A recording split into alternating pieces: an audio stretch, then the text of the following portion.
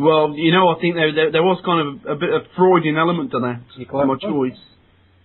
You know, my body failing me. Yeah. Other news, I purchased a treadmill. Oh, yes. I did it online. I'm still struggling to leave the house. Yes. I got it delivered. Now, I struggled. Yes. I reckon for 8 hours to get this bloody thing into a state where I could use it. But you managed. But it was flat packed. Oh, they're absolute nightmare things, aren't they? Those flat packed. On a life's ball aches.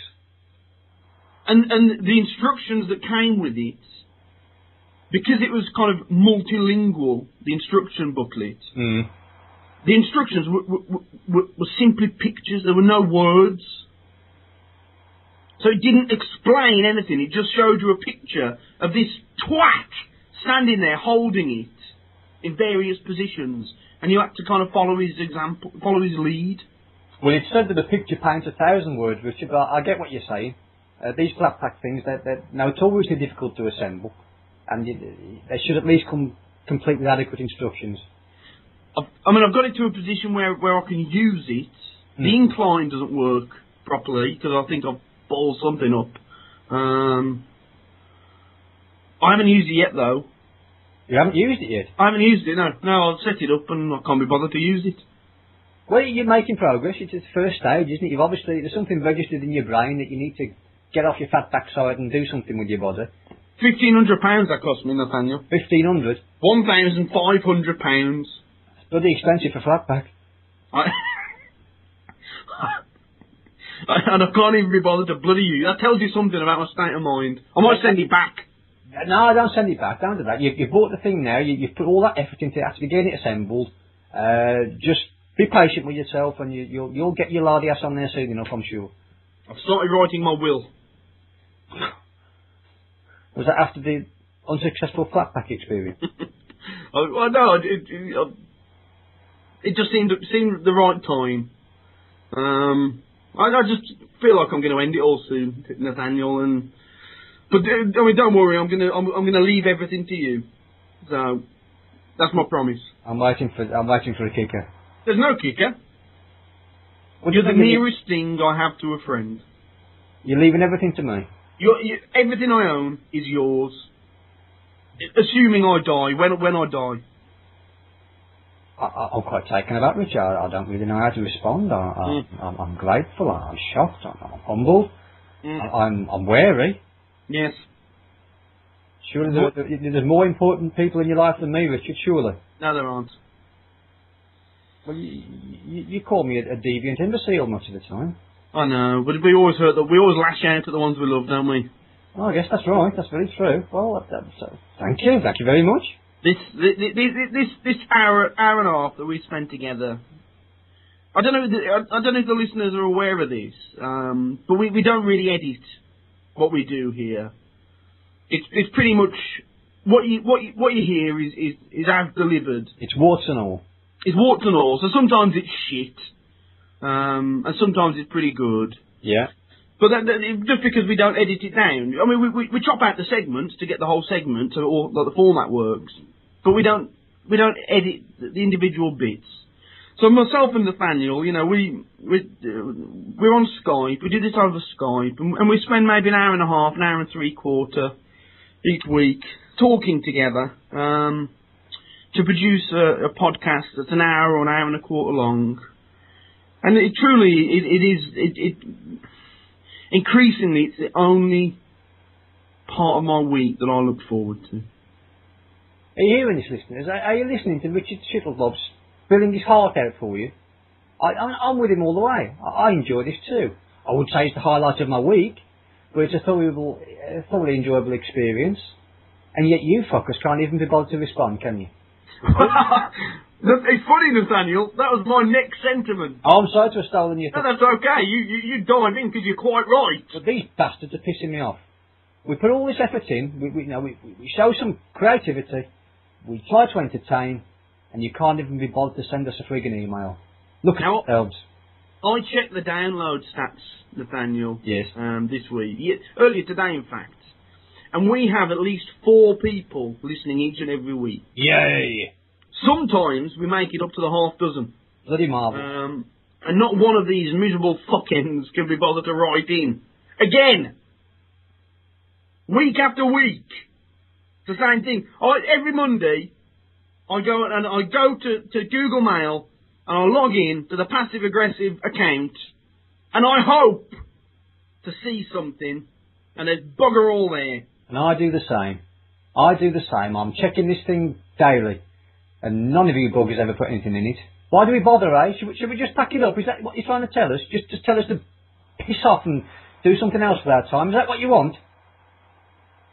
You cunts. Let's move on. Let's move on.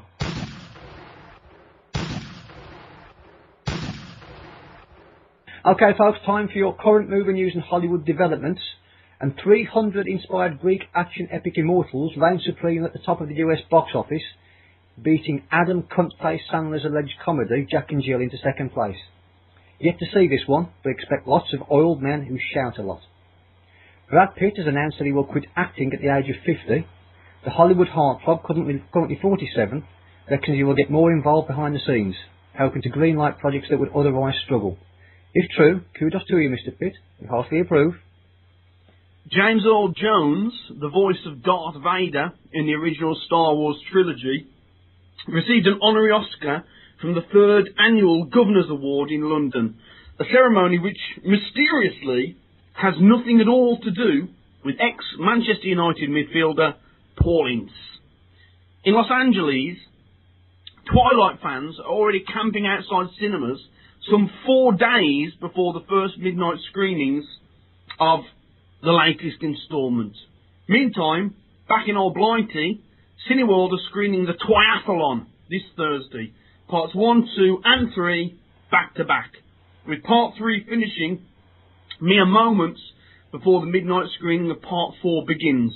So, anyone wondering what moist teen vagina smells like, get yourselves over to your local Cineworld on Thursday night and fill your boots.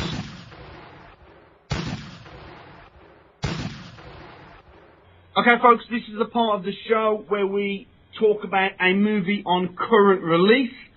And this week, we're going to be talking about In Time. The plot.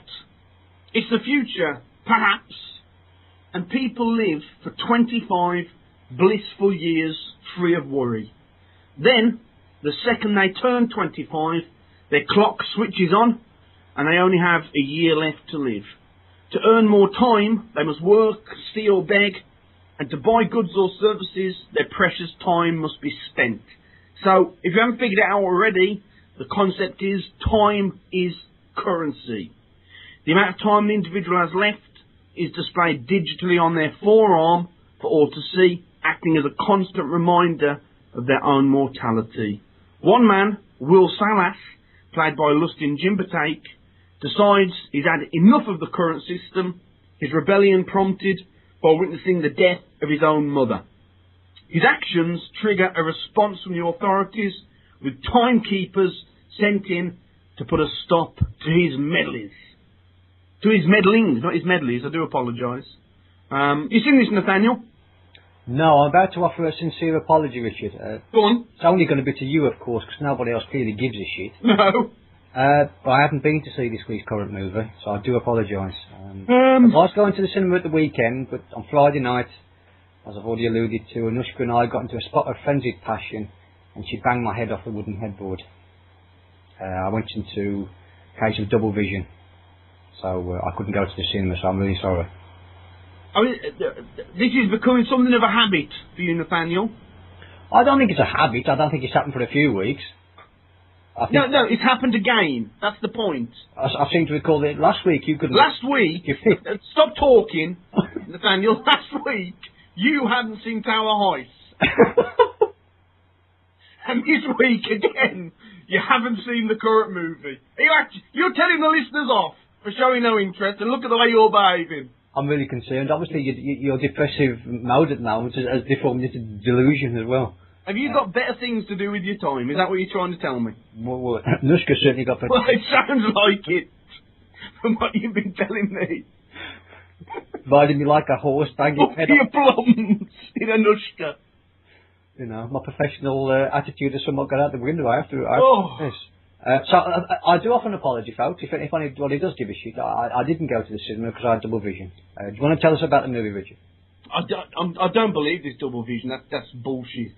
You can believe what you like. That is bullshit. Do you think so? That's like, you know, when you're at school saying to the teacher, I haven't done my homework because the dog ate my work. I did it, sir, but the dog ate it. Well, the powers and the ambiguity, Shittlebob, you'll just never know. Yeah. Tell us about the film. Well, it's an Andrew Niccol movie. Are you familiar with his previous work, Nathaniel? No. No. Gattaca, ring any bells? I've heard of it. You've heard of it? Truman Show? I've heard of that. Have you seen that? I've seen bits. I haven't seen it all the way through. You've seen bits? Yes. I know Jim Carrey's in it. Yes. I know it's quite a powerful, emotive film. Okay. You drive me down into this cul-de-sac again, aren't you? You like doing this? Well, you like to humiliate me, Richard, don't you? It just strikes me, Nathaniel, that you should make more bloody effort to watch some films. Well, it's a nush because she keeps riding me like a horse. I can't do anything about it. Put a film on at the same time, you can listen. Yeah, and give it all my attention, yeah. You just listen to the film, just listen to the words. Well, Gattaca, it was along very similar lines to this. It's all about social class, Nathaniel, the haves and the have-nots. Yes. The injustice of the class system. Frankly, I don't really understand what he's bleating on about. I mean, Hollywood director, he must have a sack full of money. So he should be wealthy enough now to understand that the system is entirely fair. Right. Those that work hard, they get what they deserve, Nathaniel. Those that don't perish. It's the law of the jungle. And is that what he's trying to say in this movie? No, the exact opposite. Right. He's saying the exact opposite. There are certainly clear parallels between the state of affairs in the movie and the banking crisis that we've endured over the last 2 or 3 years. Clearly it had an influence on Mr. Niccol. I'm not entirely convinced by Justin Timberlake. Well, I've got to say that. Yeah. Go on, let you finish. Sorry, I interrupted. No, you carry on. Because Justin Timberlake is quite an obnoxious creature. He produces, obviously, fodder for the masses. Mm. He's got this stereotype of being this wigger, whatever you want to call him. What's the fodder for the masses, Nathaniel? It's music that he creates, if that's what you want to call it. Is that the NSYNC? I don't know what the bloody hell you call it. It's the kind of pseudo R&B shit, isn't it? Well, his band, the boy band he was in, was called NSYNC. Was it? They're fabulous, Nathaniel. They are fabulous. Now you're starting bullshit now, aren't you? No, it's clean, honest, wholesome entertainment. I've listened to nothing else for the past 3 days. It's brilliant. Well, you certainly don't look for that quality in movies. I mean, if you came out of a cinema saying, "Oh, that was clean, honest entertainment," you couldn't say you had value for money, could you? So but the same in music. Yeah, but we're talking about his music now, aren't we? Not his movies. Well, I'm trying to talk about his music before you absolutely overwhelm me again. Yeah, Nathaniel, before you start trying to put the guy down, go and do some bloody research. NSYNC, they're just really, really nice boys. And they seem really talented as well. Well, I'm glad you think so. That's fantastic. Well, good for you. Justin Timberlake, in my opinion, is something of a diluted cop. But I did see him, obviously he's gone into the acting scene. I've only ever seen him in one movie before. That was The Social Network, the Fincher film. And he was actually rather impressive, I have to say. It came as something of a surprise. So what was his performance like in time? He's okay. Okay, right. He doesn't really do anything wrong. Mm-hmm. But I can't say that I'm convinced by him as a leading man. Right. I can't say that he kind of, a proper leading man, a Brad Pitt. Yes. Or a Harrison Ford.